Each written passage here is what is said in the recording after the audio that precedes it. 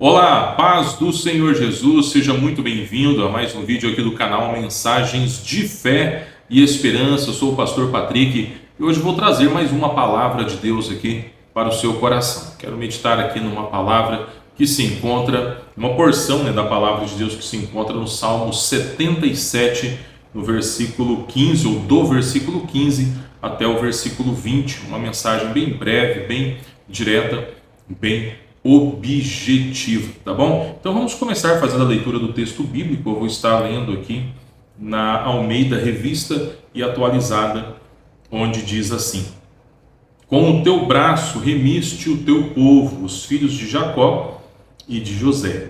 Viram-te as águas, ó Deus, as águas te viram e temeram, até os abismos se abalaram. Grossas nuvens se desfizeram em água, houve trovões nos espaços, também as suas setas cruzaram de uma parte para a outra. O ribombar do teu trovão ecoou na redondeza, os relâmpagos alumiaram o mundo, a terra se abalou e tremeu. Pelo mar foi o teu caminho, as tuas veredas pelas grandes águas, e não se descobrem os teus vestígios. O teu povo, tu o conduziste como rebanho pelas mãos de Moisés e de Arão. Quero frisar aqui o versículo de número 20, na verdade o 15 e o 20, o versículo 15, onde diz: com o teu braço remiste o teu povo, os filhos de Jacó e de José. O teu povo tu o conduziste como rebanho pelas mãos de Moisés e de Arão. Louvado seja Deus pela sua santa, bendita e gloriosa palavra. Nós percebemos nesse salmo, neste salmo escrito por Asaf, que nessa segunda parte, se é que podemos dividir desse modo, nessa segunda parte aí, que vai do verso 15 até o verso 20, que o salmista Asaf ele dá uma ênfase para a obra gloriosa, maravilhosa que Deus ele operou, no seu povo, no meio do seu povo, através, ou na vida do seu povo, melhor assim dizendo. Não que seja apenas do versículo 15, mas a ênfase maior, no meu entendimento, recai no versículo 15, onde chega aí o ápice da obra maravilhosa que Deus realizou no meio do seu povo, que foi a libertação. Com o teu braço remiste o teu povo, os filhos de Jacó e de José. Então nós percebemos que Asaf ele dá uma ênfase na libertação, na obra libertadora de Deus com relação à nação de Israel. E ele demonstra aí no versículo de número 20, ele faz alguns apontamentos aí no versículo 20 sobre o que acontece com quem foi liberto pelo Senhor, o que acontece na vida daquele que foi liberto por Deus, pelo Senhor dos exércitos. E em rápidas palavras eu quero compartilhar isso com você. O que acontece com quem foi liberto pelo Senhor? Primeiramente, essa pessoa que foi liberta pelo Senhor, ela passa a ser uma propriedade exclusiva do Senhor.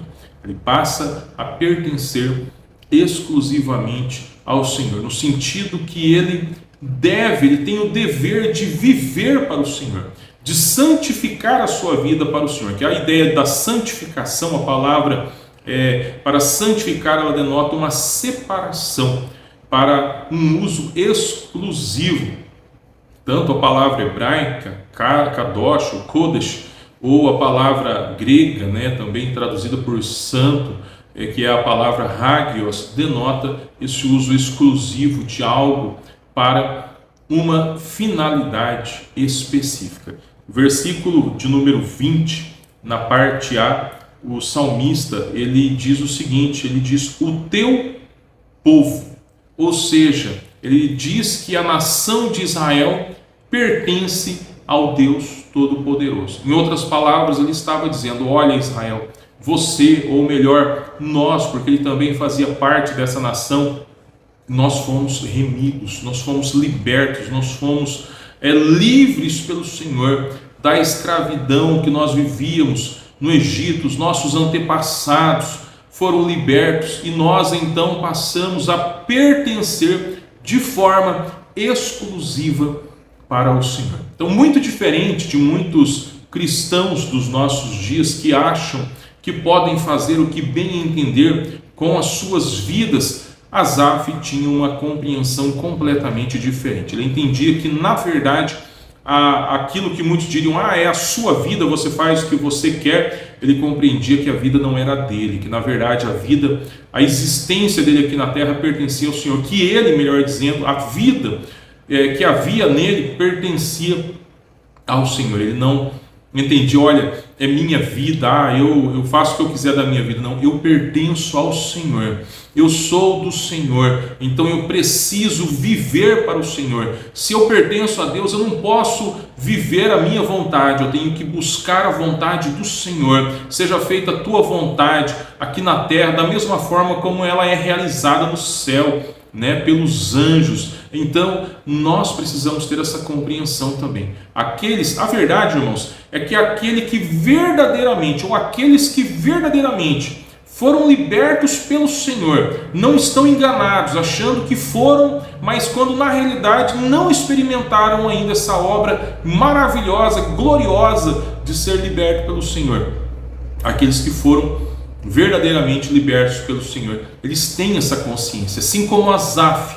Eles sabem que não pertencem a si mesmos, eles sabem que eles pertencem a um Senhor, e eles sabem que esse Senhor é Jesus Cristo, é o Deus vivo, Deus que se fez homem para morrer na cruz do Calvário e nos livrar. Não somente livrou, no Antigo Testamento o Senhor livrou o seu povo lá do Egito, dessa escravidão egípcia, mas Jesus Cristo veio para nos livrar de uma escravidão muito maior, que é a escravidão do pecado, a escravidão espiritual, que o diabo, que os demônios têm imposto, tem colocado, julgo, tem colocado sobre as pessoas, para que possamos servir a Ele, tomar sobre nós o seu jugo, o jugo de Jesus, que é suave, é um jugo leve, é um jugo que conduz à vida eterna. Então, meu querido e amado irmão, minha querida e amada irmã, quero te dizer em nome do Senhor Jesus,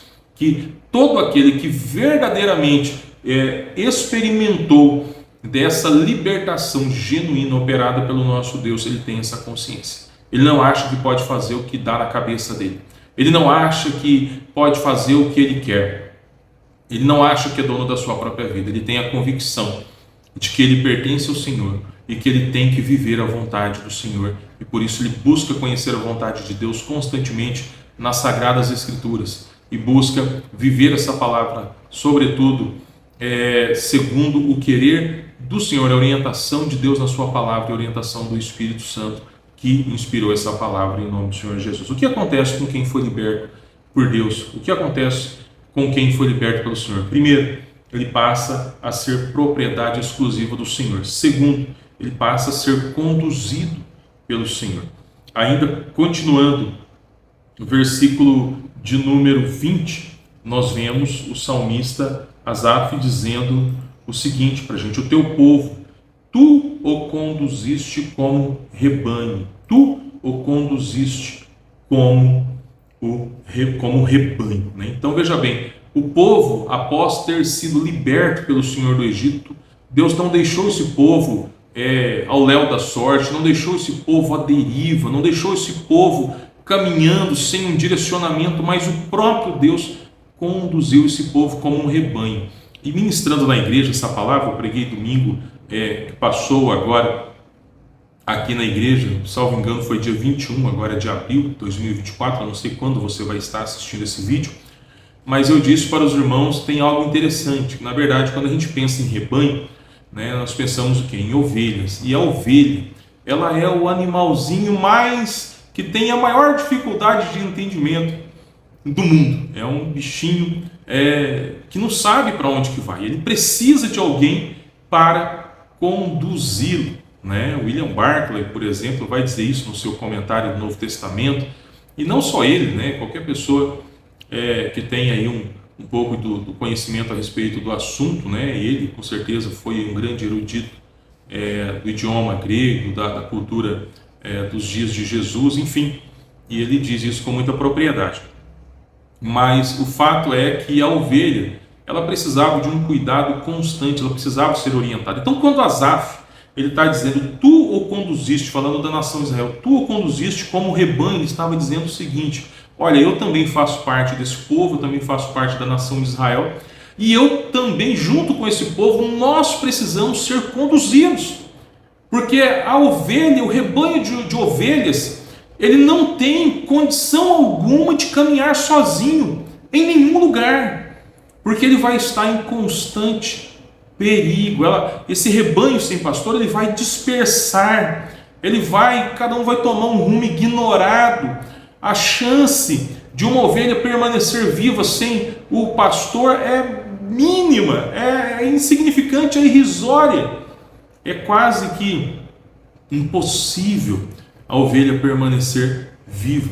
Então, quando Asaf ele diz assim, o teu povo, ele diz assim, tu o conduziste como rebanho, ele está dizendo assim, eu reconheço junto com o teu povo que nós não somos autossuficientes, nós não somos capazes em nós mesmos, que nós precisamos sim da tua direção, e uma vez que o Senhor nos libertou, o Senhor nos dá essa direção, e se o Senhor nos dá essa direção, nós vamos nos deixar ser conduzidos pelo Senhor, nós queremos ser guiados pelo Senhor, diferente da grande maioria das pessoas dos nossos dias que querem cada um andar pelos seus próprios caminhos, ou que acham que são os seus próprios caminhos. Aquele que verdadeiramente foi liberto pelo Senhor, ele tem prazer, ele tem o desejo de ser conduzido pelo Senhor.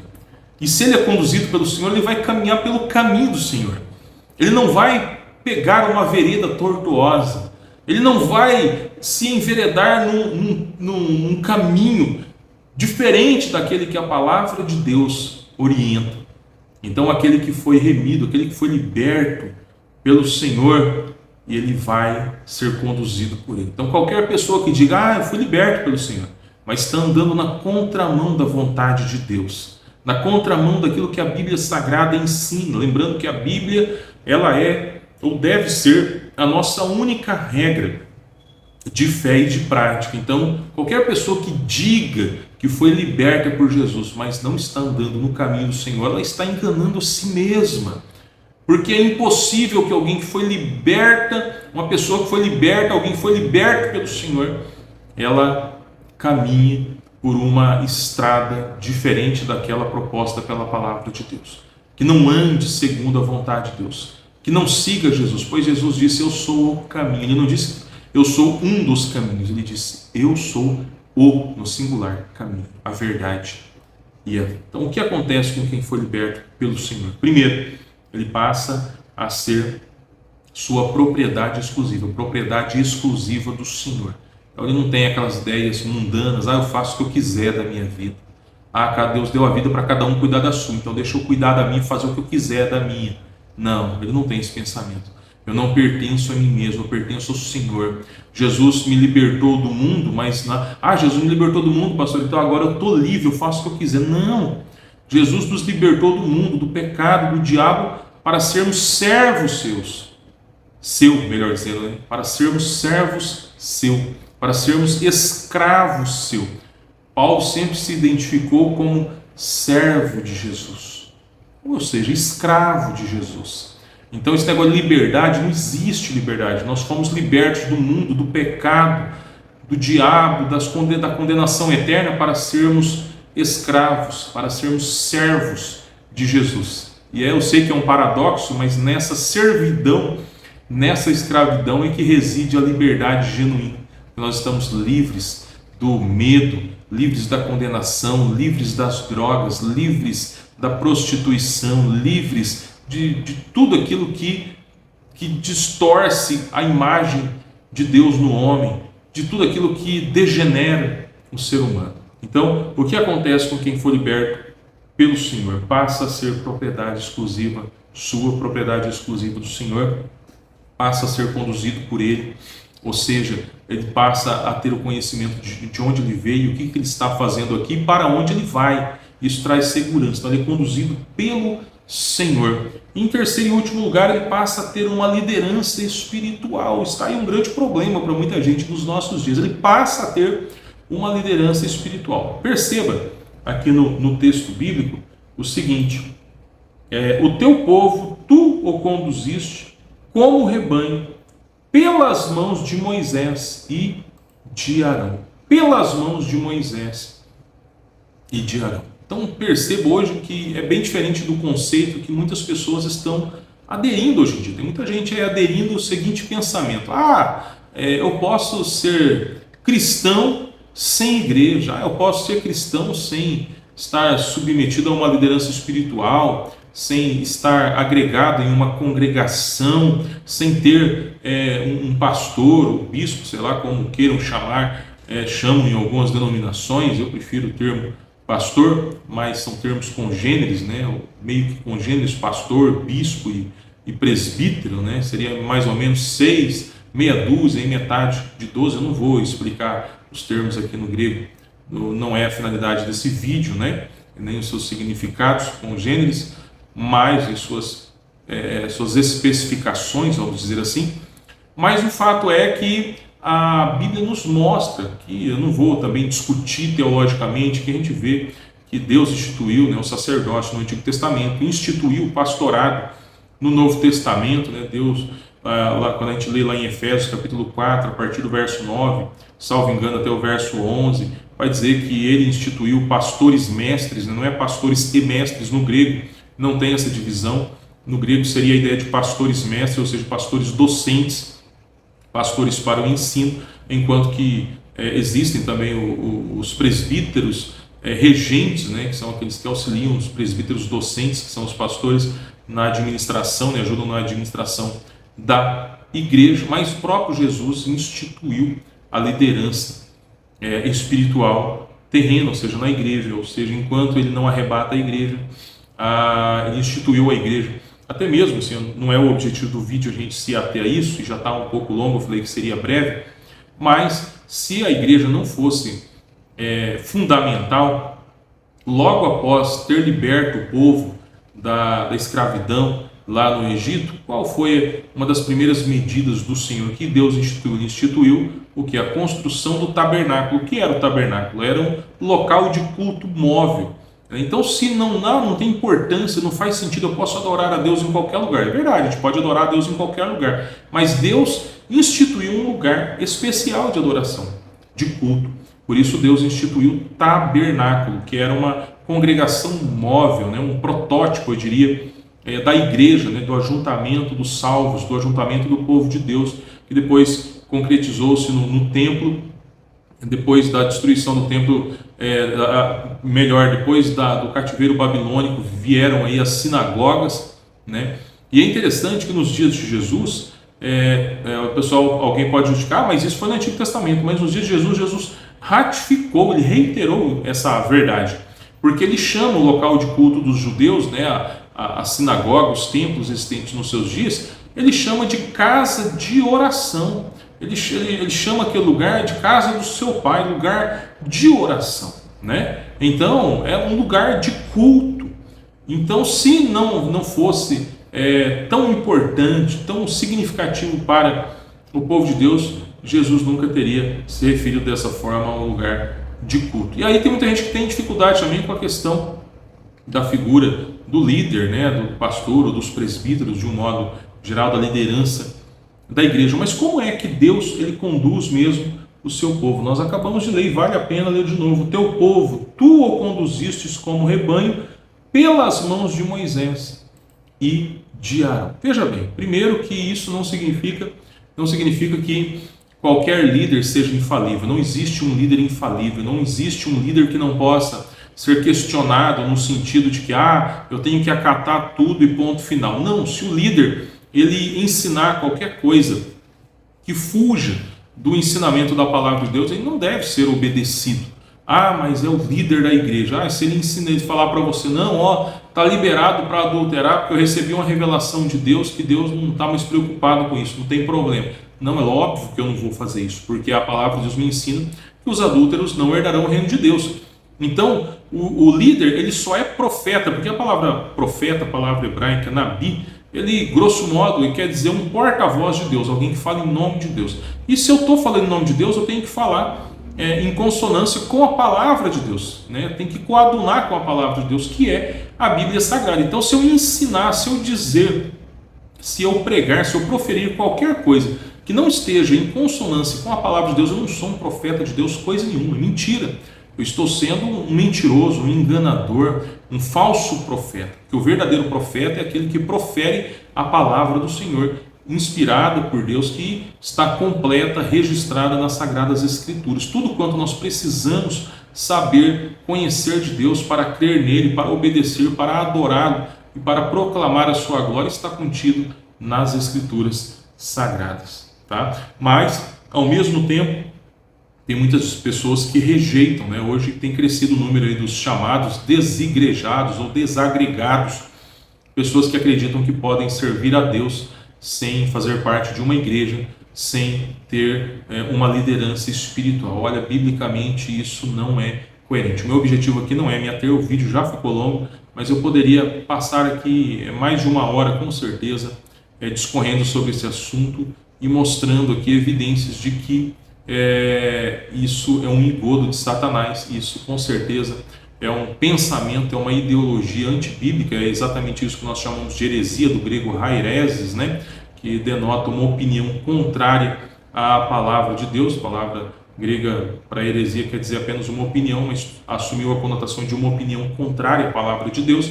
Então, poderia discorrer sobre isso, não é o objetivo do vídeo. O objetivo é uma palavra mesmo aqui, pastoral, uma palavra prática, ao mesmo tempo didática, mas tem um objetivo prático de nutrir a sua fé, assim como essa palavra nutriu a minha fé. Eu acredito que eu fui liberto pelo Senhor, eu me identifico com isso. Uma vez que eu fui liberto pelo Senhor, eu sei, eu estou consciente que eu pertenço ao Senhor. Eu não sou perfeito, mas estou a cada dia procurando ser guiado pelo Senhor. Eu me coloco diante de Deus porque eu sei que eu não posso fazer a minha vontade, mas a vontade do Senhor. Eu procuro a cada dia ser conduzido por Ele, porque eu sei que uma vez que eu fui liberto por Ele, Ele está sempre disposto a me conduzir por meio da sua maravilhosa palavra.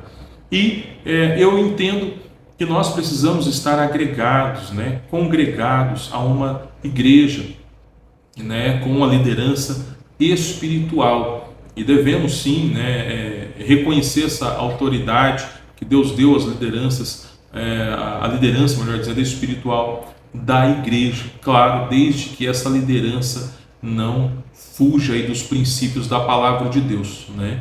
Porque senão não será uma liderança legítima. Uma liderança só é legítima se ela estiver pautada fielmente na palavra do Senhor. Amém? Quero orar com você. Antes de orar, se você ficou até aqui, peço que você curta esse vídeo, compartilhe, se inscreva se ainda não for inscrito, para que comente, né? Ajuda bastante para que o YouTube entenda que esse conteúdo é relevante e assim ele envia, ele disponibiliza, ele sugere para mais pessoas e assim nós vamos fazer a mensagem genuína da palavra do Senhor chegar a alcançar muito mais pessoas em nome do Senhor Jesus, nutrindo a fé daqueles que já conhecem a Deus, foram libertos e quem sabe alcançando outros para a libertação, pois esse é o nosso objetivo. Amém? Pai querido, em nome do Senhor Jesus nós te agradecemos. Quando eu digo nós, eu agradeço junto a Deus com cada internauta que assistiu esse vídeo até aqui. Não sei se na data que eu estou gravando, publicando, se daqui a 1 ano, 2, 3, 4, 5, 10, até a vinda do Senhor, ou até quando esse vídeo estiver disponível, eu peço que o Senhor esteja atuando no coração de cada um que vai estar acessando, Pai, esse vídeo, assistindo esse vídeo. Que o Teu Espírito Santo esteja testificando no coração de cada um, ó Deus, operando libertação naqueles que ainda não foram libertos, meu Deus, e testificando, fortalecendo, nutrindo, ó Deus, a alegria dessa salvação, dessa libertação gloriosa que o Senhor Jesus realizou em nós, realizou na vida dos salvos, para a glória do Teu nome. Eu suplico a Tua bênção e te agradeço por tudo, no precioso e santo nome do nosso Senhor e Salvador Jesus Cristo. Amém e amém. Louvado seja Deus pela sua palavra. Eu agradeço muito você